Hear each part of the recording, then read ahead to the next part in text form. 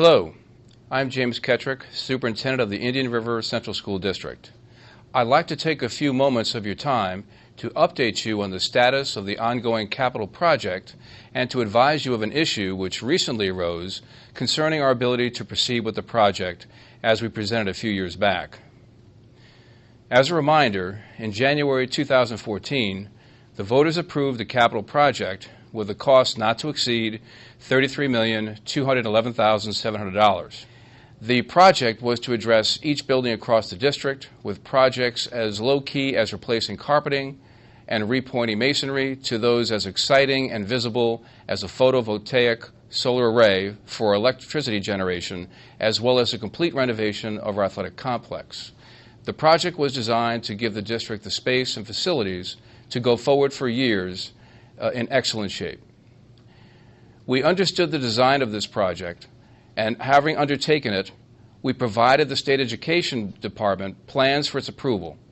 Unfortunately, we experienced a slowdown in the approval process as SED lost some of its engineering staff, so the approval process dragged. This caused us to adjust our bidding strategy. By the summer of 2015, we awarded the contracts on 2 phases of the project. We noticed that the cost had increased from our estimates, but we believed that we would be able to make up these increases on the 3rd and final phase of the project. The project is now well underway, and we are making a lot of progress in the first 2 phases. At Evans Mills, we are adding 10 classrooms. These will be ready for occupancy in the fall of 2016. Additional parking will be added in the spring, and we will expand the cafeteria seating so the children will have more seating space, which means more time for their meal. At Iris, we are also expanding the building footprint to add a multi-purpose room behind the gym. This room will be available for a number of different academic uses, ranging from physical education to health to music performances. Though the space will take on the size and appearance of a gymnasium, the floor will be a resilient surface which can be used for dance or sport, as well as being tough enough to stand up to chairs. As with Evans Mills, we are expanding the cafeteria space to give more room for seating. This will provide the flexibility in schedule so that the children will have the time to consume a healthy meal. Finally, adjacent to Iris, we have installed a photovoltaic solar array capable of generating the electricity needs for the building.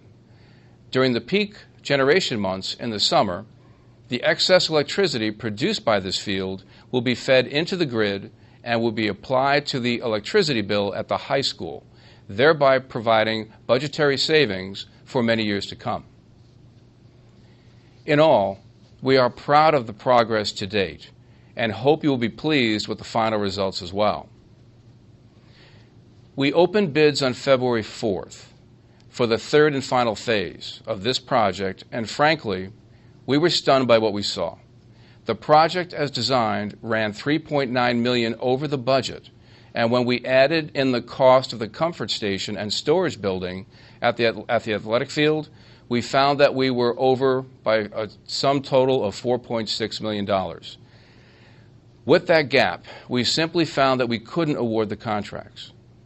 Let me assure you, the Board of Education is extremely concerned with this, and it is examining the causes of the low initial estimate for the price of the project.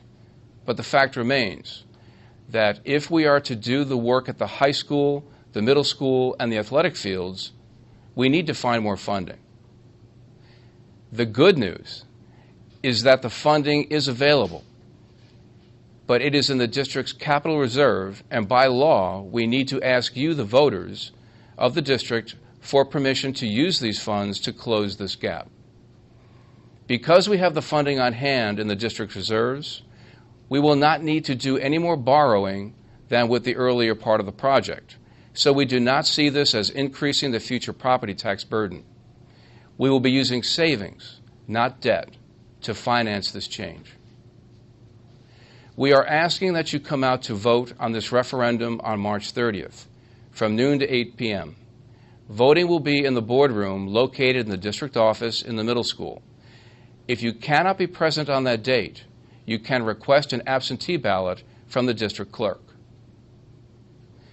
With the taxpayers' permission to use the available funding in the capital reserve, we will be able to add the planned music space in the high school. We will be able to address the even larger space deficit in the music program at the middle school. The heating systems in both the middle school and high school will be retooled, bringing the high school to a full geothermal system and eliminating fuel oil as a heating source, while converting the middle school system to one utilizing direct digital controls for precision and energy efficiency. Finally, we will be able to construct the 3-sport artificial surface field, which will provide an all-weather surface for football, soccer, and lacrosse, as well as an 8-lane track for all track events. We hope you will come out and vote on March 30th to give the district the funding to move forward with the already approved project. The proposition is clear in that it only authorizes the use of reserves and available funds, not the issuance of debt. As such, the board is remaining true to its pledge that this project will not increase your property taxes. Thank you for your time.